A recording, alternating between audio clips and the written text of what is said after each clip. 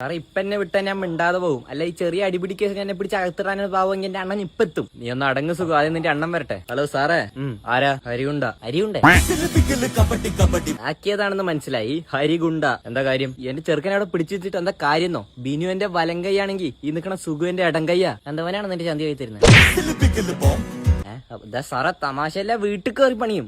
അങ്ങനെ പറഞ്ഞു കൂടണ. അല്ല ഇതെന്താ വയറ്റത്ത് കൈ വെച്ചിരിക്കുന്നത്? അതൊരു കത്തിക്കുത്ത് കഴിഞ്ഞ് വരടാ, കൈയെടുത്താ ചോര തെറിക്കും. അതൊന്നും വിഷയമല്ല, സാറ് പറ. കൂടുതലൊന്നും പറയാനില്ല, ഇവനെ വിട്ടുകിട്ടില്ല.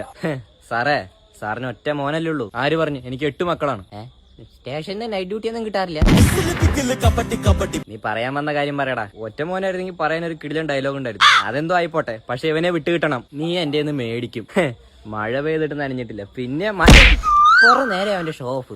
കാര്യം പറഞ്ഞപ്പോ അടിക്കണ. സത്യം പറയടാ, നിന്റെ ശരിക്കുള്ള പേരെന്താ? ഹരിയുണ്ട. അല്ല ഹരികുണ്ട. ശരിക്കുള്ള പേര് പറയടാ. സുമേഷ്. സുമേഷ് അവന്റെ ഒടുക്കത്തെ ഷോ. ഇനി ഷോ കാണിക്കോ? ഇല്ല സാറേ. ഇനി പറയടാ, ഇതെന്താ കത്തിക്കുത്താണോ? അല്ല പിന്നെന്താടാ? അതാ ഓരോന്ന്. അത് ചിലപ്പോ ഒന്ന് പൊക്കിളിന്ന് ചോര കുടിക്കും. അത് പേടിച്ച് മറച്ചു വെച്ചിരിക്കുക.